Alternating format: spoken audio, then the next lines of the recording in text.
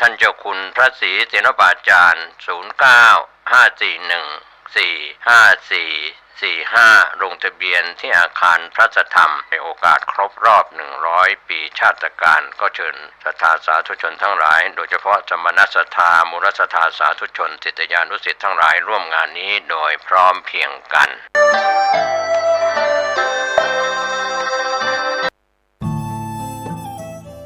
ท่านกำลังติดตามรับฟังสถานีวิทยุกระจายเสียงพระพุทธศาสนาแห่งชาติและสังคมคลื่นเพื่อการศึกษาพระพุทธศาสนาและวัฒนธรรมระบบ FM 104.5 เมกะเฮิรตซ์รายการต่อไปเป็นรายการเสียงธรรมจากสามเณรดำเนินรายการโดยสามเณรสมพงษ์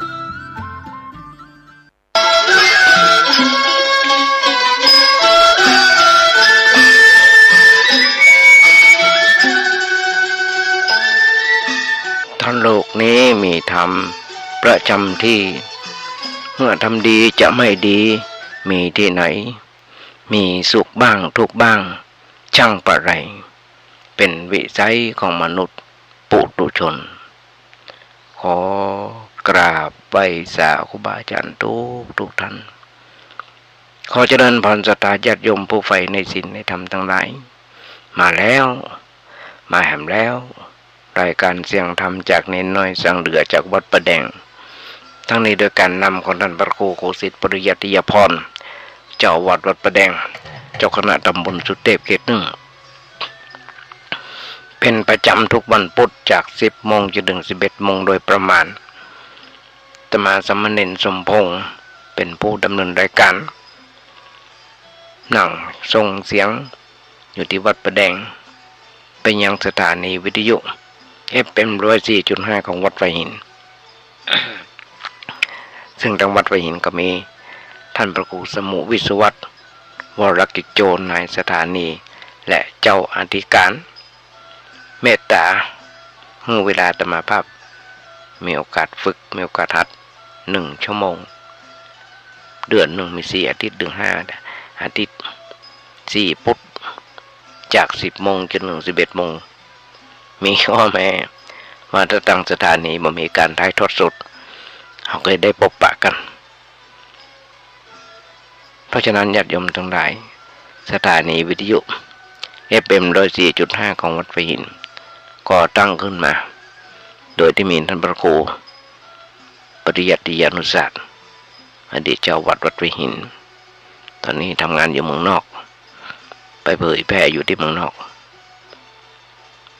เพราะฉะนั้นญาติโยมทั้งหลายเวลา10 โมงจนถึง11 โมงเป็นเวลาที่อันเหมาะที่ว่าเหมาะเนื่องเพราะยังยุคนี้คนเฒ่าคนแก่พ่อแม่พี่ป้าน้าอาหลายท่านที่ไม่ได้ไปทำการทำงานเฝ้าลูกเฝ้าหลานเลี้ยงลูกเลี้ยงหลานอยู่ที่บ้านก็เปิดวิทยุฟังไปหรือไม่ก็ลากโทรศัพท์ฟังไปโทรศัพท์ฟังได้เสียบหูฟังได้ก็มีหลายท่านด้วยกัน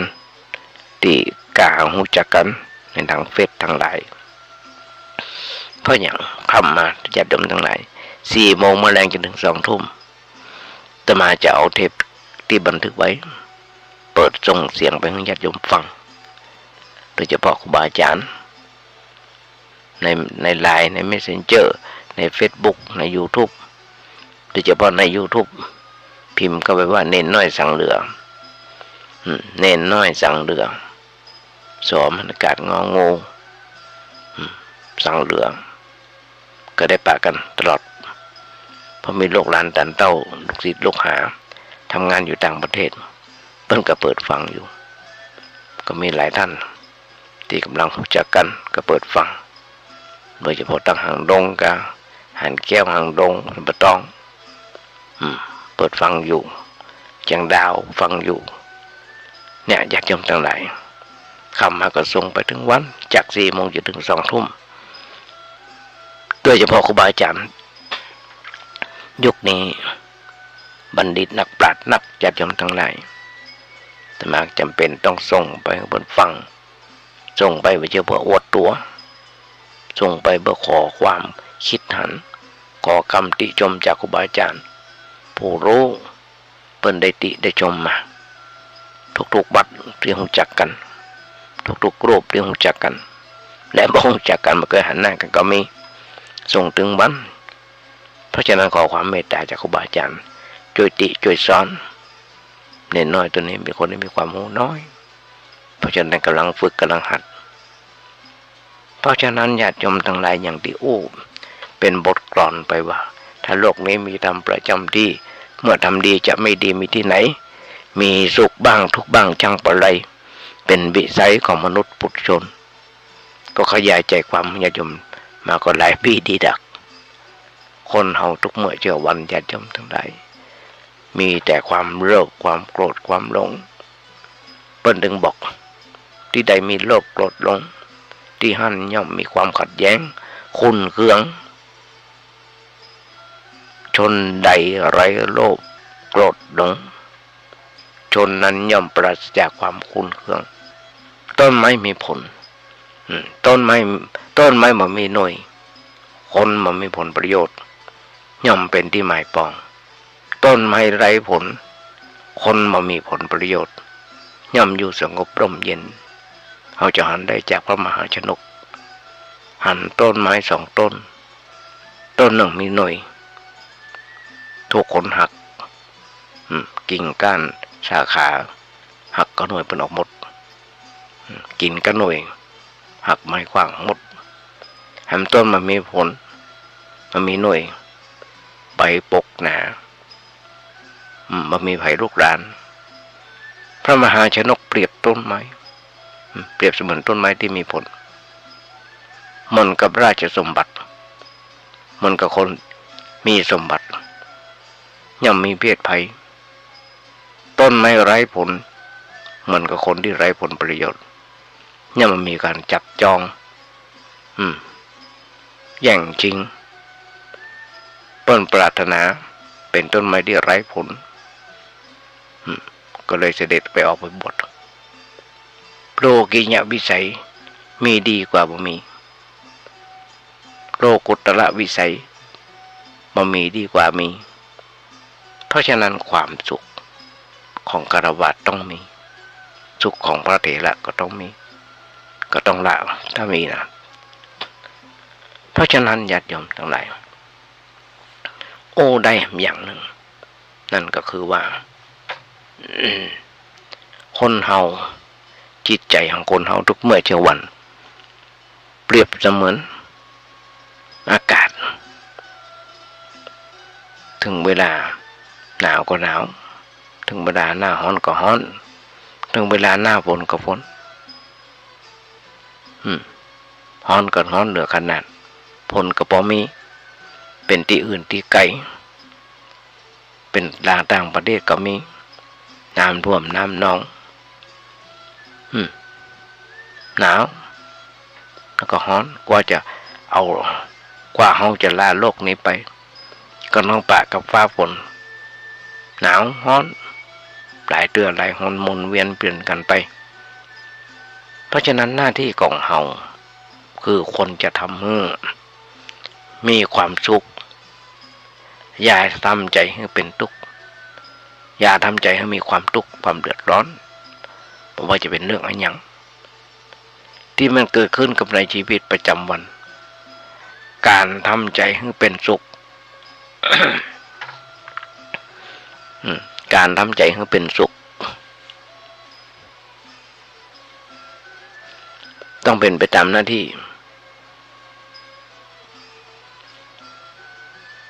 ของเราทุกคนการทำใจของเขาเป็นทุกข์ไม่ใช่หน้าที่ถ้าเฮานั่งกุ้มอกกุ้มใจมีความทุกข์ความเดือดร้อนบอกว่าจะเป็นเรื่องอะไรอย่างเปิ้นว่าเฮาทำผิดหน้าที่การทำผิดหน้าที่นั่นแหละคือการประพฤติธรรมเพราะธรรมะคือหน้าที่และหน้าที่ที่เราควรปฏิบัติก็คือการทำใจ คือการทำใจทำใจของเขามันเบาโปร่ง มันมีความสุขอยู่ตลอดเวลามาว่าเรื่องอย่างเกิดขึ้นถ้ามันจะมีความทุกข์พองนิดๆหน่อยๆก็ไปใจทุกข์กันหนักกันมื้อทุกข์กันเป็นชั่วโมงทุกข์เป็นวันเป็นอาทิตย์เป็นเดือนอย่างนี้ก็ไปใจเรื่องเป็นการกระทำตัวที่บรรทุกเรื่องเราควรจะฟังแก้ไขปัญหาเรานั้นผ่อนคลายลงไปโดยเวยที่สุดเท่าที่จะเวยได้เพราะว่าความทุกข์ที่เกิดขึ้นในจิตใจของเรามันก็เป็นโรคอย่างหนึ่งเหมือนกันเป็นคำว่าโรคทางใจหรือว่าโรคทางจิตแต่ส่วนมากเรามักจะฮ้องว่าเป็นโรคทางประสาทยุคนี้สมัยนี้นักยักยมทั้งหลายเป็นโรคประสาทนักหนาป้าป้านหันกันยุ่งก็อย่างที่อาตมาเคยอู้เป็นประจำอาตมานั้นขยายใจความมาจากบทกลอนว่าโลกนี้มีทำประจำดีเมื่อทำดีจะไม่ดีมีที่ไหนมีสุขบ้างทุกบ้างจังปะไรเป็นวิสัยของมนุษย์ปุถุชนมันไม่มีธรรมญาติโยมทั้งหลายบ่มีธรรมะขาดธรรมะกันบอกว่าจะเป็นในสภาหลังสภาบนบอกว่าจะเป็นในโรงเรียนมหาวิทยาลัยหันกันอยู่ทุกเมื่อเช้าวันเราอ่านยกพวกตีกันตีลันฟันแตงกันเพียงแค่อยากได้หัวเข็มขัดสถาบันนั้นอยากได้เสื้อช็อปสถาบันนั้นก็ไปปล้นไปจี้เอาเพิ่นพ่อแม่ออกมาว่าลูกคนดีลูกเป็นคนดีมันไปเหี่ยวไปแหว่งที่ไหนตั้งใจเฮียนแต่พอตำรวจเจ้าหน้าที่บ้านเมืองเปิ้นจับเปิ้นยับได้ก็สร้างความเดือดร้อนให้พ่อให้แม่บางคนถึงกับพิกลพิการติดเตียงบางคนถึงกับตายไปก็มีก็หันกันได้อยู่ทุกเมื่อเช้าวันอย่าจำทั้งหลายก็ยังทำกันอยู่ระเบิดปิงปองมาปืนมามีดมาประเด็นนี้สั่งซื้อทางอินเทอร์เน็ตก็ได้แล้วอ่อนเขามันลวกญาติโยมทั้งหลายโรคประสาทเริ่มหนักขึ้นมาหันได้อยู่ทุกเมื่อเช้าวันคนเป็นบ้าเป็นบอกันก็มีแต่ว่าเกิดเป็นโรคประสาทขึ้นมานั้นก็เพราะว่าจิตมันอ่อนคือจิตคิดมากทำคิดหนักเกินไปทำอันอย่างหนักเกินไปเช่นมีความกังวลในปัญหาต่างๆอย่างตะว่าวันซืนหันตุเจ้าทางภาคใต้จัดจำมาผิดนะไม่ใช่คนไทยเขาเป็นฝรั่งรู้สึกว่าเป็นเยอรมันหรือว่าอย่างนะจำไม่ได้น่าเป็นผีเข้าเราตื้อบทได้2 ปีแล้วเปิ้นเอาข่าวมาอย่างบ้านเฮานี่ก็มีถ้าจำผิดต้องเชียงใหม่ต้องเชียงรายจำได้ถ้าจำผิดนะเป็นรองไปเจ้าอาวาสรองเจ้าคณะตำบลซ้ำถึงอัตวิบัติเก่าพ้นหนี้พ้นสิ้นท่านก็ญาติโยมทั้งหลายคนเฮาทุกเมื่อเช้าวันเนี่ยถ้าเกิดหนักก็จะเป็นแบบนี้ทีนี้เมื่อจิตคิดหนักร่างกายมันก็ทำงานหนักหัวใจทำงานหนักเพื่อส่งไปเลือดไปเลี้ยงรอเลี้ยงทางสมองพอเกิดนึกเรื่องนั้นทีนี้เมื่อทำงานหนักมันก็เกิดการอ่อนเพลียเกิดการอ่อนเพลียไปอ่อนไปแล้วทำให้ไม่สบายทางร่างกายบางคนนอนไม่หลับอย่างอาตมานอนไม่หลับหลายอันหลายอย่างที่ต้องกึดนอนไม่หลับป้องกินข้าวปลาอาหารไม่ได้ป้องหรือเป็นในอย่างต่างๆนานาเกิดขึ้นในร่างกายของเราเรื่องอย่างนี้ก็เกิดจาก สภาพของจิตใจของเขานั่นแหละเป็นเหตุเมื่อจิตของเขาทำงานหนักเกินไปมันมีการพักผ่อนร่างกายของคนเราเนี่ยต้องการพักผ่อนเป็นบางครั้งบางคราวธรรมชาติเลยสร้างขึ้นมาเขามาทำงานในกลางวันแล้วก็พักได้ตอนกลางคืน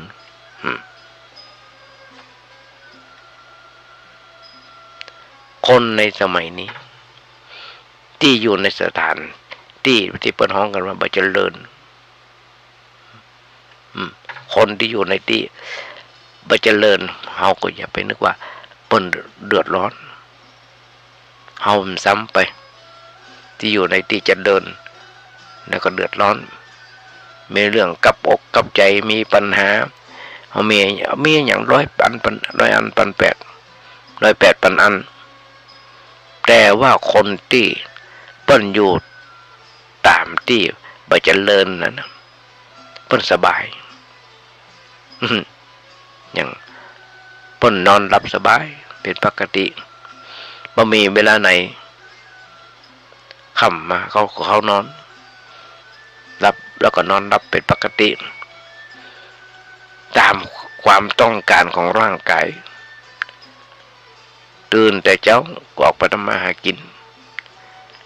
ไปป่าไปหาผลไม้ดอกไม้เก็บเห็ดเก็บผักก็ว่ากันไปตามหน้าที่ปิกมาเวลาหิวข้าวก็ปิกมากี่ข้าวอิ่มแล้วก็หมดเรื่องกันไปถ้าบ่หิว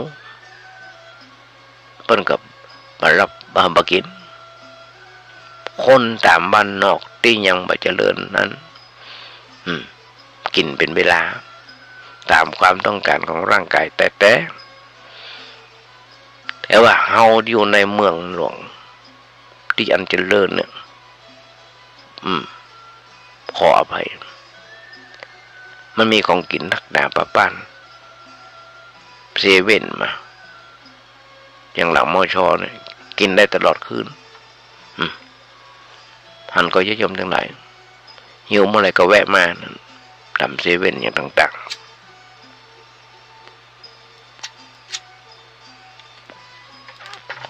ตามห้างร้านอย่างต่างๆถ้ามาเคยสังเกตคนที่นั่งไปในรถมาหันมีปากว่างสักคนแต่มาเขาสังเกตให้กระดังมาเอวที่นี่ที่วัดประแดงเกี่ยวตลอดเวลาอันอย่างเลยไปในร่างกายนั้นต้องทำงานบ่ได้หยุดกระเพาะต้องย่อยอยู่ตลอดเวลาบ่มีการพักผ่อนในทางด้านจิตใจกลายเป็นคนประเภทที่ห้องว่าตามใจตัวเก่ากินบ่รู้จักเวลาก็ทำให้ท้องเสียได้สุขภาพทางจิตก็พลอยเสียไปด้วยเหมือนกันและทำให้เกิดปัญหา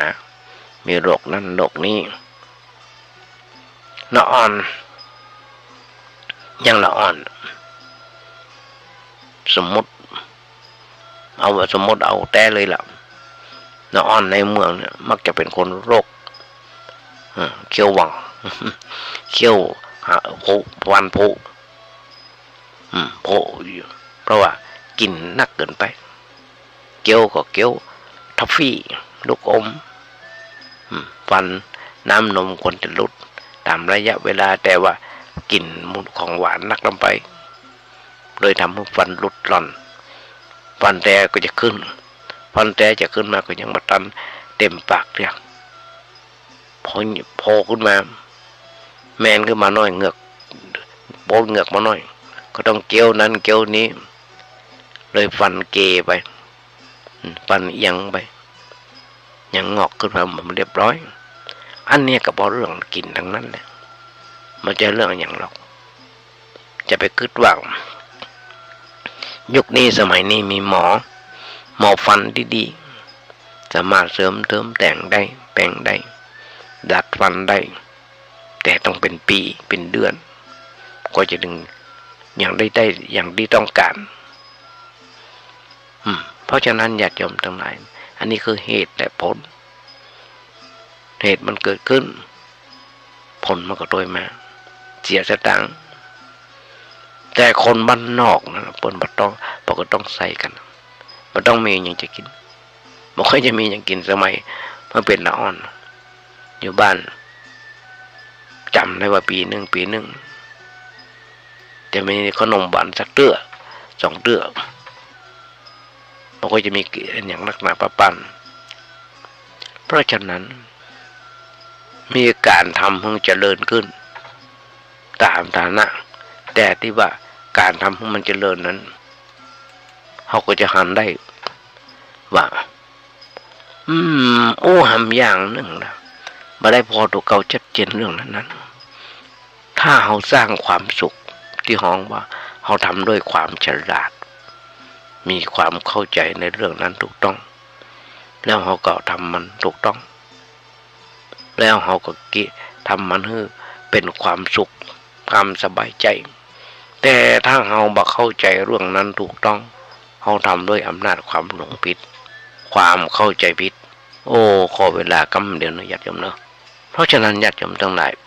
ถ้าเรามีความสุขที่ห้องว่าเราทำด้วยความฉลาดอย่างที่บอกมีโยมมาหาโอ้ทำอย่างหนึ่งว่ามาได้พอตัวเก่าชัดเจน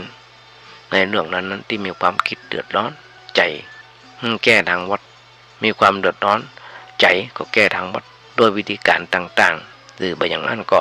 ใจยาประเภทต่างๆเพื่อเป็นเครื่องระงับยานั้นเป็นเครื่องระงับทางร่างกายคือเมื่อเขากินยาเข้าไปแล้วเขาก็นอนหลับไปเวลานอนหลับไปนั้นเขาไม่ได้กึดอะไรอย่างแต่ว่าเวลาตื่นขึ้นมามันอาจจะกึดแหมก็ได้เพราะฤทธิ์ยามันหมดแล้วยามันช่วยให้เราหลับลงไปได้แค่นิดหน่อยก็นั่นเองแต่ว่าตื่นขึ้นมามีอารมณ์แต่ว่าตื่นขึ้นมานั้นเวลาอารมณ์ตื่นขึ้นมานะอารมณ์นั้นมันวิ่งพล่านเข้ามาเขาก็เก็บอารมณ์ขึ้นมาด้วยคิดว่ามันนึกต่อไปว่าความทุกข์ในรูปเก่ามันปิกมาแล้วมันปิกมาเขาต่อไปเลยได้ว่ายานั้นช่วยได้นิดหน่อยมาได้ช่วยให้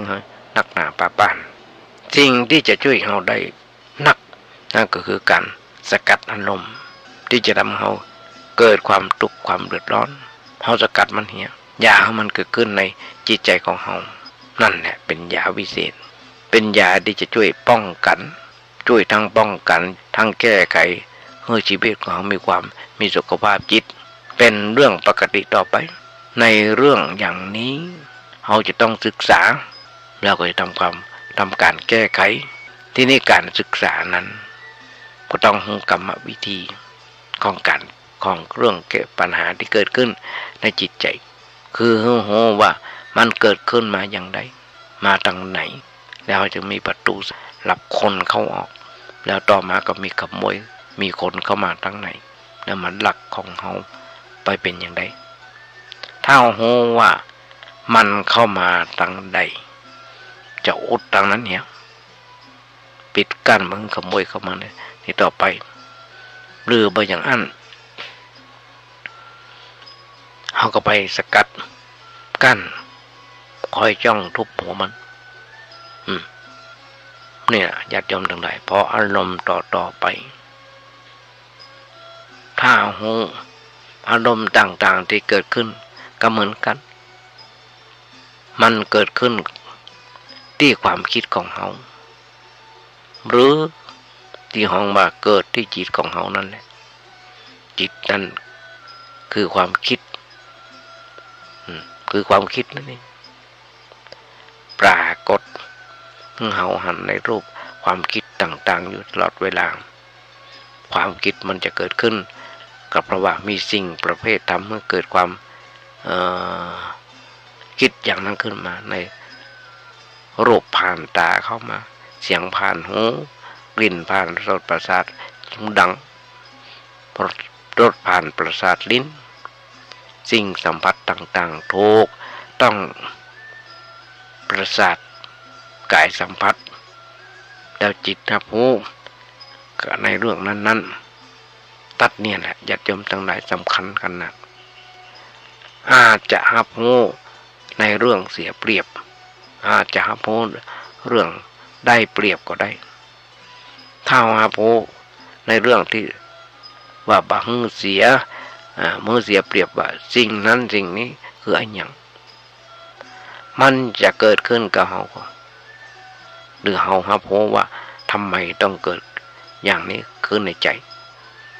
ทำไมถึงเกิดการเกลียดสิ่งนั้นทำไมถึงเกิดฮักในสิ่งนั้นสิ่งพวกนี้ญาติโยมทั้งหลาย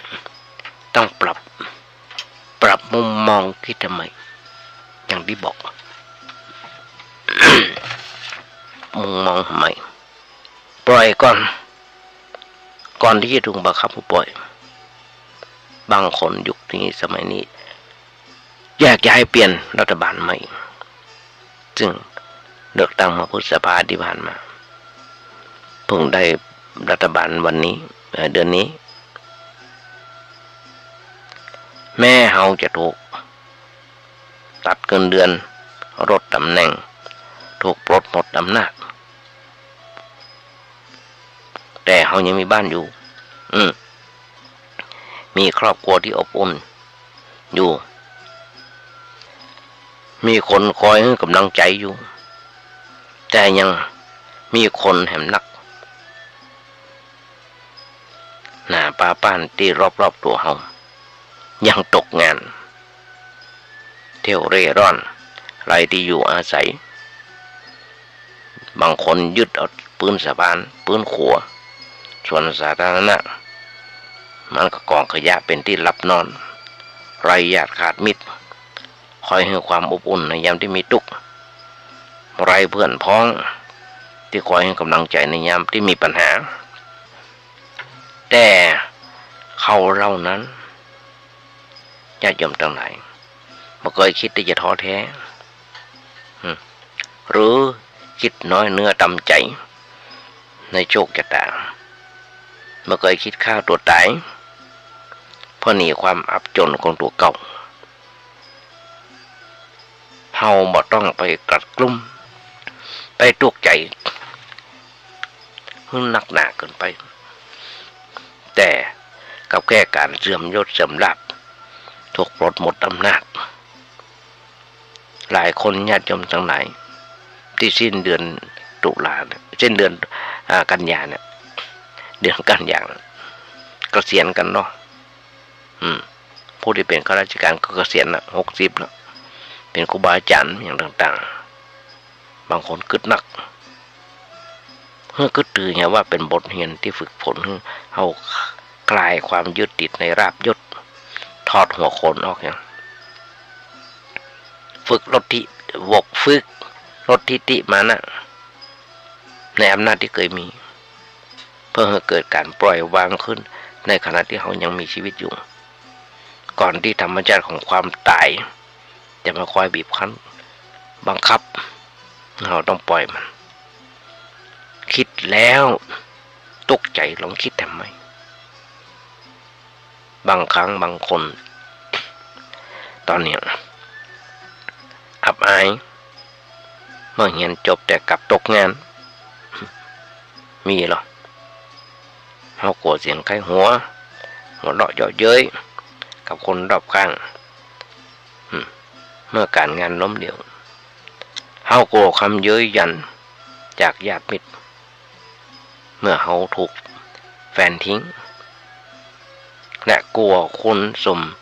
ถูกคนสมน้ำหน้าเมื่อยามเป็นโรคร้าย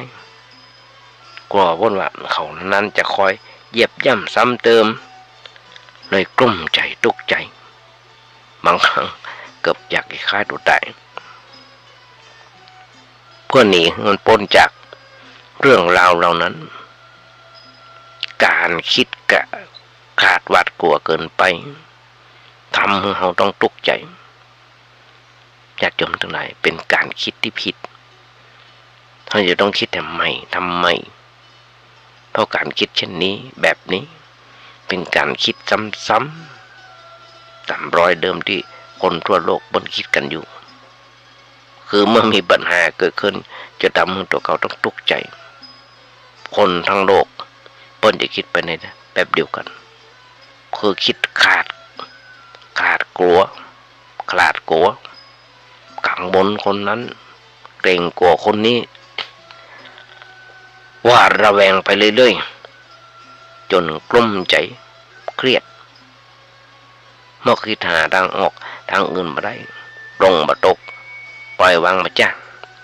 ก็เลยคิดฆ่าตัวตายเพื่อหนีปัญหาเรือหนีไปไกลจากคนรอบข้างเพราะทนตัวความอับอายไม่ได้ญาติโยมผู้ชนทำทั้งหลายบางครั้งเสียงเย้ยหยันคือคำพรที่สูงส่งก็คิดเห็นว่าเสียงไข้หัวเสียงหัวเราะเยาะเย้ยต่างๆที่เกิดขึ้นจากความล้มเหลวที่สูญเสียโดยที่คนรอบข้างหยิบยื่นนึงกับเขานั้นเป็นดังถ้อยคำอวยพรจากสวรรค์ที่ได้บอกผ่านเสียงจากผู้คนเหล่านั้นถึงแม้จะเบาเปราะพริ้งแต่ก็แฝงไปด้วยพลังแห่งการกระตุ้นเร่งเร้าปลุกเฮาลุกขึ้นสู้ชีวิตด้วยความอดทนอดกลั้นเพราะโลกคำสบประมาทเหล่านั้นญาติโยมแม้หนทางต่อสู้จะเลื่อนลางหรือสิ้นหวังเต็มแก่แต่เมื่อชีวิตยังมีความหวังความสมหวังก็ยังไม่อยู่เช่นกันปลูกฝังนิสัยเช่นไรย่ำไรแบบนั้นทุกเมื่อเช้าวันนี้แม้เราจะคิดหลบหนีอยู่ที่ไหนก็จังหรือคิดฆ่าตัวตายเพื่อให้เกิดไม่อยู่ที่โลกอื่นเขาก็มีทางหนีพ้นจากคำนินทาและเย้ยหยันได้ทางที่ดีเพื่อคิดถือว่ามันเป็นเรื่องปกติหรือว่าธรรมดาของมนุษย์ที่จะต้องมีพฤติกรรมอย่างนั้นถึงจะทำดีหรือทำชั่วอย่างใดถึงจะอู้หรือจะนิ่งเฉยแค่ไหนก็ย่อมหนีพ้นจากคำคนนินทาเขากึดก็ว่าถ้าหนีปัญหาโดยการฆ่าตัวตายเพื่อไปอยู่โลกอื่นแล้วมันจะทำให้เขาดีขึ้นบ่ใจเขาคิดผิดเพราะในเรื่องเมื่อเขาปลูกฝังนิสัยของการฆ่าตัวตายไว้แล้วแม้จะไปอยู่ที่โลกอื่นในโลกไหนก็จังพระพุทธเจ้ามันบอกคนที่ฆ่าตัวตายจะต้องใจบใจชาติ7 ชาติด้วยกันตายแล้วเกิดทำเขาห่วยเขาที่ผ่านมาเขาทำบุญทำบาปอย่างว่างเกิดมาอายุใจก็ได้ฆ่าตัวตายแล้วเนี่ยญาติโยมทั้งหลายเขาก็ต้องหนีปัญหาด้วยการฆ่าตัวตายต่อไปอย่างที่บอกถ้าเขาบ่คิดท้อแท้มีความอดทนอดกลั้นใจสติปัญญาเพื่อแก้ไขปัญหาถึงแม้เขาจะล้มลุกคลุกคลานตอนนี้อยู่พ้องแต่ต่อไปต้องมีชัยชนะอย่างแน่นอนเพราะเขาบ่ได้ปลูกฝังนิสัยของเขาของการต่อสู้ไว้เป็นทุนอยู่แล้วย่อมได้ให้ผลสำเร็จที่ดีญาติโยมทุกคนยอมรับความเจริญยอมรับความเจริญว่ายอมรับความจริงถึงสิ่งที่สูญเสียขอเป็นกำลังใจสำหรับบุคคลหลายๆท่านด้วยกันที่ต้องถอดหัวขนวางหัวขนลงไปในสิ้นเดือนนี้ถ้าเกิดแต่ว่าทรัพย์ยศสุขชื่อเสียงหรือว่าสิ่งอื่นๆเมื่อถึงบทที่มันจะต้องได้ก็ต้องได้ถึงบทที่มันจะต้องสูญเสียมันก็ต้องสูญเสียแสดงกันไปจนจบแล้วตอนนี้อย่าจำทั้งหลายคือบทเกษียณแล้วนั่นต้องมาแสดงเป็นพ่อเป็นแม่เป็นลูกเป็นเต้าเป็นปู่เป็นตาเป็นยายเป็นตาเป็นยายตนต่อไปจนวันหนึ่งกรรมมรณะมาถึงเฮา เราต้องฝึกคิดยอมรับต่อความเป็นจริงที่เกิดขึ้นอย่าหวั่นไหวคือได้ก็ดีเสียก็ดีดีทั้งสองทางหรือเราจะต้องเจอกับเขากับการพลัดพรากสูญเสียกับคนที่เขาเช่นพ่อแม่สามีภรรยาลูกเต้าหลานเด่นเขาก็เห็นว่านี่คือสิ่งธรรมดาเป็นเรื่องธรรมดาที่มีอยู่คู่กับโลกมาหมื่นแล้วเขาจะไปเสียใจหวาดกลัวอย่างมันจะเป็นอย่างไรก็มันเป็นไปมันเกิดแต่ว่าสุดท้ายก็ต้องตายจากกันสูญเสียจากกันแม้กระทั่งชีวิตของเขาเองการคิดอย่างนี้จะบ่ทำให้เขาตกใจญาติโยมทั้งหลายบางคนบางท่านหากชีวิตต้องรับบทสดจริงๆก็ว่าจำเป็นก็มาหันที่จำเป็นที่ต้องไปดิ้นรนคนควายหาคว้าไผ่มาเป็นคู่ชีวิตมาหันและมาหันว่าเป็นเรื่องที่น่าอับจนอับอายเป็นที่น่าอับอายอย่างที่ต้องอยู่เป็นโสดความเป็นสาวแก่หรือหนุ่มเท่าเพียงแต่ลำพังกับจะดีมซ้ำไปญาติโยมทั้งหลายเนี่ยดิโอของญาติโยมฟังเหตุและผลมันเป็นแบบนี้กรรมมุนาวัตติโลโกสัตว์โลกย่อมเป็นไปตามกรรมคนสุขคนทุกข์ต่างกันเพราะกรรมคนดีคนเดียวต่างกันก็เพราะกรรมคนรวยคนทุกข์ต่างกันก็เพราะกรรมคนฉลาดคนโง่ต่างกันก็เพราะกรรมคนงามคนขี้เลต่างกันก็เพราะกรรมคนยศสูงยศต่ำต่างกันก็เพราะกรรมคนโรคน้อยโรคนักต่างกันก็เพราะกรรมอันก็ญาติโยมทั้งหลายคนอายุยืนอายุสั้นต่างกันก็เพราะกรรมกรรมย่อมจำแนกสัตว์สามปราณีตต่างกันเพราะฉะนั้นคนเราทุกเมื่อเช้าวันนี้เขาก็จะหันได้อย่างที่บอกความโกรธเป็นผลเสียและโทษของความโกรธมักคนขี้โกรธญาติโยมทั้งหลายผลเสียและโทษของความเป็นคนขี้โกรธเขาจะหันได้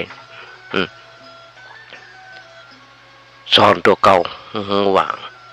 พระพุทธเจ้าของเรามีมหากรุณาธิคุณเปิ้นสอนชาวพุทธเป็นคนมีเมตตาเอาโมแต่มักโกรธมาโมโหมิ่งบรังงับอารมณ์โกรธเนี่ยเป็นการปฏิบัติตามคำสอนของพระพุทธเจ้ามาทำตามอย่างพระศาสดามาสมกับเป็นสิทธิ์ของพระพุทธเจ้าเพื่อทำตัวสมกับที่เป็นสิทธิ์ของพระพุทธเจ้าญาติโยมทั้งหลายพระพุทธเจ้าเป็นวางคนที่โกรธเปิ้นก่อนก็นับว่าเร็วอยู่แล้วคนที่บ่มีสติงูเต่าตันหลงโคตรตอบเปิ้นไปก็ต่อกับสร้างความเร็วให้ยืดยาวเพิ่มนักขึ้นนับว่าเร็วนักกว่าเก่าโคตรคนกูรู้นิ่มเนี่ยอยากจำตั้งหลายเฮาอย่าเป็นคนเร็วทั้งคนทั้งตัวเร็วเท่านั้นเลยพระเจ้าสอนว่าเฮาโคตรมาเปิ้นโคตรมาเฮาโคตรต่อไปอย่างนี้เปิ้นของบ่าชนะสงครามที่ชนะได้ยากเมื่อหูตันว่าคนอื่นหรือว่าแหมฝ่ายหนึ่งเปิ้นคุณ ป้นคุณเครื่องขึ้นมาเอามีสติระงับใจไว้ได้เลยบักเครื่องตอบจะชื่อว่าเป็นผู้ทำประโยชน์มึงแก่ถึงสองฝ่ายนั้นคือช่วยไว้ทั้งเปิดและตัวเก่าเพราะฉะนั้นเฮาอย่าทำตัวเป็นผู้แพ้สงครามเลยญาติโยมทั้งหลายอย่างที่บอกถ้ามีญาติพี่น้องถ้ามีญาติพี่น้อง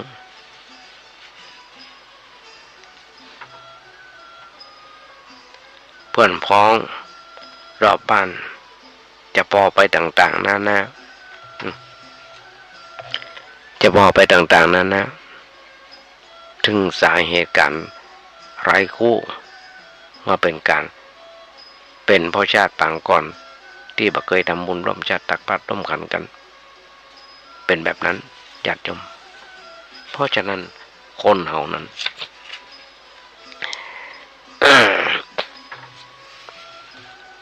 ในที่สุด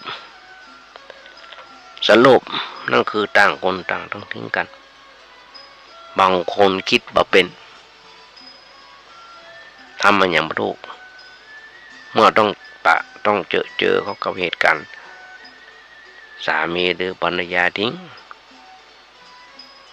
จะทำได้ดีก็เพียงแค่เสียใจร้องไห้หรือว่าน้อยใจคือคิดได้ทำได้เพียงเท่านี้คิดหาทางออกช่องอื่นมาเป็นบางคน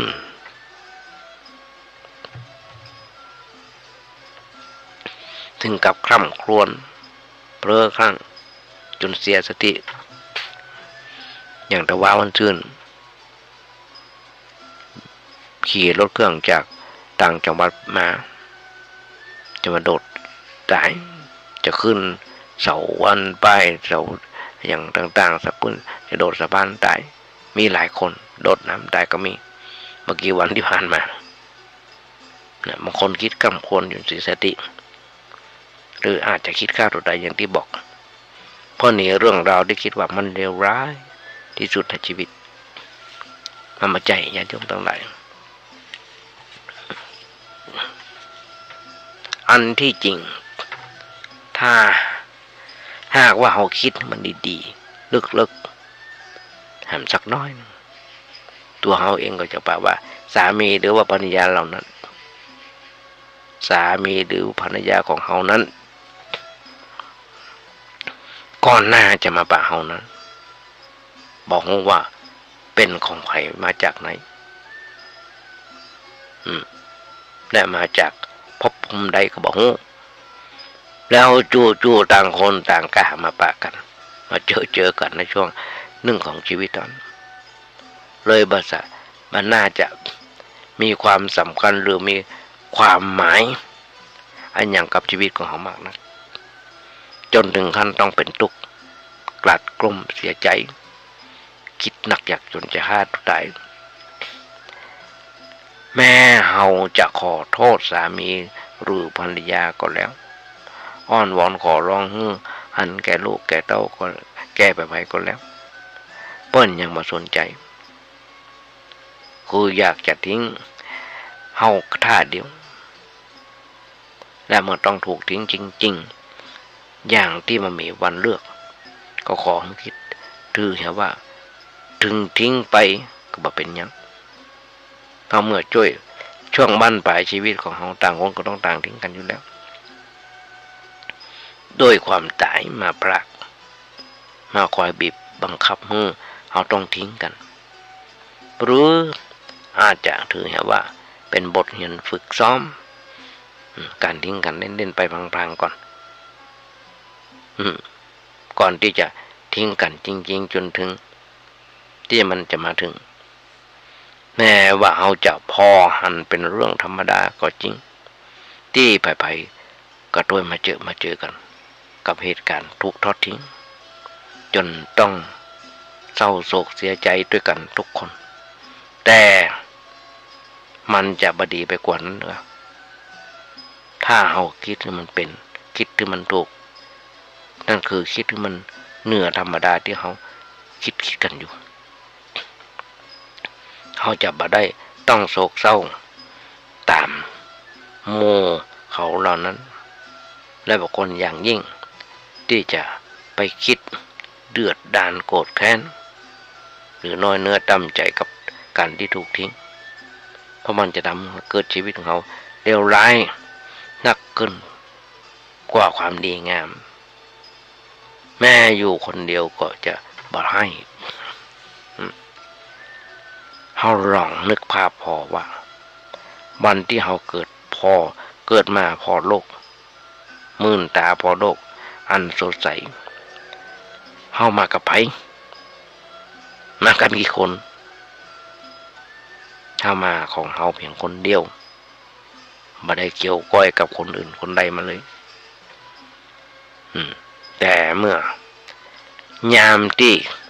เขาถูกทอดทิ้งอยู่คนเดียวอย่างโดดเดี่ยวโดยที่สามีหนีไปอยู่กับแม่หญิงคนอื่นหรือภรรยาหนีไปกับชายจู้ก็บ่หันว่ามันจะเป็นเรื่องที่แปลกหรือพิลึกพิลั่นอย่างเพราะต่างคนต่างก็มาคนเดียวหากจะอยู่โดดเดี่ยวเพียงลำพังหรืออยู่กันด้วยกันสองคนก็ไม่สำคัญนะเพราะเมื่อฉากสุดท้ายของชีวิตมาถึงต่างคนก็ต่างไปต่างคนก็ต่างไปบุญบาปของไปก็ของมันและย้ำคิดไว้เสมอว่าชีวิตนี้เข้ามาคนเดียวไปคนเดียวแม้จะอยู่คนเดียวก็จะบอกขอร้องไห้มาคิดน้อยใจญาติโยมทั้งหลายชีวิตของคนเฮาทุกเมื่อเจ้าวันเป็นละครฉากหนึ่งเพียงแค่ฉากหนึ่งของชีวิตเท่านั้นบทบาทของการเป็นสามีภรรยาหรือเป็นจุเจ้าเพียงแค่ฉากนึงเป็นเพียงแค่ฉากหนึ่งของชีวิต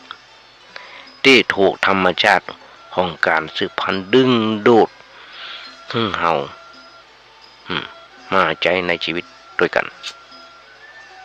เพื่อจะได้ศึกษาเรียนรู้ซึ่งกันและกันจนเกิดการเข้าใจในความหมายของคำว่าชีวิตที่เกิดมาทำไมและชีวิตนี้ควรจะอยู่อย่างไรอยู่เพื่ออย่างไม่ใช่อยู่เพื่ออยู่ร่วมด้วยกันแล้วคอยแต่จะคิดดึงดันหึงหวงน่วงเหนี่ยวเพื่อจะยึดครองชีวิตของกันและกันอย่างไร้สาระเมื่อสามีหรือภรรยาหรือว่าสิ่งอื่นๆต้องแปลเปลี่ยนไปเฮาอย่าไปตกใจกุ้มใจกับสิ่งนั้นเมื่อมันเกินจนเกินเหตุเกินผลเพราะว่ามันเป็นสิ่งที่เพิ่งกล้าจะเกิดขึ้นมีขึ้นมาทีหลังหรือแม้แต่จะสมหวังในทุกๆสิ่งที่หวังสิ่งนั้นก็ยังเป็นของโลกหรือต้องผิดหวังกับบางสิ่งบางอย่างที่ฝันไว้สิ่งนั้นต้องยังเป็นของโลกเป็นของโลกถึงแม้ตัวเขาเองตามก็ตามเดิมเมื่อถึงเวลาก็ต้องไปคนเดียวก็ต้องทิ้งร่างไว้กับโลกเพราะเขาก็เป็นของโลกเหมือนกันเนี่ยญาติโยมทั้งหลายที่ที่จ่าญาติโยมฟังมีหำนักนาประปานที่ปอจะญาติโยมฟังญาติโยมก็ฟังไปไม่ต้องไปกึดอย่างนักนึกว่าในน้อยตัวนี้มาเป็นกู้เป็นกิมในยามเหงาก็อย่างที่บอกเป็นการตอบแทนน้ำจิตน้ำใจกับญาติโยมที่ส่งเข้าป่าอาหารพระสงฆ์องค์เน้นมีอย่างตอบแทนนอกจากธรรมะการไหว้พระสวดโยก่อห้องแผ่เมตตาญาติโยมนี่เป็นคำสั่งคำสอนของครูบาอาจารย์เพื่อได้สั่งได้สอนไว้ ว่าอยู่วัดจะไปอยู่บ่ได้มันไม่พระสุดโยโกห้องแล้วเอานำทำคำสอนมาอาจารย์โยมฟังพ่องธรรมะได้ทำตามที่บาอาจารย์เพิ่นได้สั่งได้สอนมาตลอดไปได้ต้องที่ผ่านมา38 ปีทุกเช้าทุกเย็นแล้วญาติโยมก็ต้องเปิดใจให้มันกว้างเมื่อบางอย่างมันเปลี่ยนไปทุกสิ่งในโลกนี้ย่อมเปลี่ยนแปลงไปย่อมเปลี่ยนได้เสมอเปลี่ยนแปลงไปได้เสมอรัฐบาลยังเปลี่ยนนะเนื่องว่าอันดับ1จะได้เป็นนายกรัฐมนตรีเป็นอันดับ2ได้เป็นนั่นก็ตามเหตุปัจจัยของสิ่งนั้นถ้าว่าเฮาไปหลงยึดถือเกินไปก็มีแต่จะเพิ่มทุกข์เพิ่มโทษกับเฮาเองและบ่มีคนใดจะหนีพ้นจากความเปลี่ยนแปลงเกิดขึ้นตั้งอยู่ดับไปหรือว่าเกิดขึ้นกับสิ่งที่ตัวฮักตัวห่วงแหนแต่แม้มันเกิดขึ้นแล้วเราจะทำอย่างไรจะแก้ไขแบบไหนก็จะต้องพอเหตุการณ์นั้นๆจบลงโดยความสงบและปลอดภัยทั้งชีวิตตัวและคนอื่นญาติโยมทั้งหลายแต่เมื่อคนที่เฮาฮักสุดหัวใจเกิดการเปลี่ยนแปลงไปเพราะว่าจะได้เหตุผลกลใดก็จังเพราะว่าจะด้วยเหตุผลของกรรมเวรหรือว่าเหตุอื่นๆก็สุดแท้จนเฮาเองต้องตกที่นั่งของการเป็นเมียหลวงส่วนนี้ก่อนเป็นเมียน้อยจะตั้งใจจะโดยตั้งใจหรือไม่ก็ตามเมื่อเหตุการณ์แบบนี้มันเกิดขึ้นแม้ความละอายก็ยับยั้งมาอยู่หลงตัวลืมตายหลงกายลืมแก่หลงผัวหลงเมียลืมพ่อลืมแม่เปิ้นว่าไว้สิ่งที่จะทำได้ตอนนี้ก็คือเปิดใจให้กว้างยอมรับและสร้างความรักความเข้าใจให้มันเกิดขึ้นกำมือกันร่วมสร้างสรรค์ความงามเมื่อเกิดขึ้นแก่โลกทำประโยชน์ให้เกิดแก่สังคมดีเหี้ยกว่าจะมามาคอยจ้องล้างจ้องผ่านโกรธแค้นกันเกณฑ์ฆ่ากันหรือว่าห่วงกันเพื่อตุกใจไปกับอื่นไม่ได้พอมาเมินถึง2 คน3 คนก็ต้องจากโลกนี้ไปอย่างไร้ร่องรอยคงเหลือเพียงแต่ความดีทิ้งไว้ให้โลกเขาชมเนี่ยญาติโยมทั้งหลายที่ที่จะญาติโยมฟังเนี่ยอันนี้เพราะมันเป็นแบบนี้มีหำนักหนาป้าป้านที่จะจะจ่ายญาติโยมฟังก็อย่างที่บอกถ้ามาว่าถ้าโลกนี้มีทำประจำดีเมื่อทำดีจะไม่ดีมีที่ไหนมีสุขบ้างทุกข์บ้างช่างปะไรเป็นวิจัยของมนุษย์ปุถุชนอันนี้วันนี้ขยายใจความญาติโยมฟังได้แบบนี้แต่มาเดี๋ยวบอกเวลาเวลาจะหมดแล้วเวลาจะหมดแล้วก่อนจะเอารายการนี้จากไปของานบุญงานกุศลญาติโยมฟังสักน้อยซึ่งทางวัดประแดงของเฮาท่านพระครูโคสิปริยัติยพรเจ้าคณะตำบลสุเทพเจ้าอธิการได้ก่อร่างห้างแบ่งซ่อมแซมเสนาสนะวัดประแดงหลายอันหลายอย่างสำเร็จลุล่วงไปได้อันหลายอย่างละตอนนี้ยังเหลือที่จะทำต่อไปนั่นคือศาลาอนุสรณ์พระเจ้าดิโลกนาถที่วางศิลาฤกษ์เมื่อเดือนกุมภาพันธ์ที่ผ่านมาจะเริ่มการก่อสร้างตอนนี้กำลังรอแบบรอแปลนต้องผ่านไปตามขั้นตอนเพราะฉะนั้นญาติโยมทั้งหลายฝากบอกบุญญาติโยมทั้งหลายด้วยแถมอย่างนึงกฐินที่ปัจจุบันที่จะมาถึงคือเดือนพฤศจิกายนถ้าจำมาผิดคือวันที่4หรือวันที่อย่างนี้จะจำผิดนะกำลังประชุมกันอยู่ก็ยุคนี้สมัยนี้ญาติโยมทั้งหลายเป็นยุคให้เทคโนโลยีหรือยุคไฮเทคมันจำเป็นต้องใส่ซองละประเดี๋ยวมีQR code เบอร์บัญชีของวัดประแดงจะส่งญาติโยมญาติโยมโอนเข้ามาได้ยุคนี้เป็นยุคไฮเทคหรอกญาติโยมทั้งหลาย ทำบุญออนไลน์วันเถอะก็ฝากขออนุโมทนาสาญาติโยมทั้งหลายด้วยเอาละขอนำรายการนี้จากญาติโยมไปก่อนท้ายรายการวันนี้กราบขอบพระคุณน้ำใจของท่านพระครูสมุวิศวะวรกิจโจในสถานีที่เมตตาธรรมภาพได้มีโอกาสฝึกโอกาสหัดท้ายรายการวันนี้ก็ขอเป็นใจเป็นความเป็นวางใจเป็นอย่างยิ่งว่าญาติโยมคนไหนอย่างมานักก็ร้อยแต่บาถึงบอกกึดอย่างไรก็จะอุ้ยจะฟังแบบที่กึดได้แต่ละวันเพราะฉะนั้นวันนี้ขอนำรายการนี้จากไปก่อนจากไปขออำนวยพรสลายเยี่ยมแต่ขอมีความสุขมีความเจริญคิดสิ่งหนึ่งสิ่งใดส่งความมุ่งมั่นปรารถนาขอให้ญาติโยมอย่าเจ็บอย่าไข้กันเลยขอเจริญพร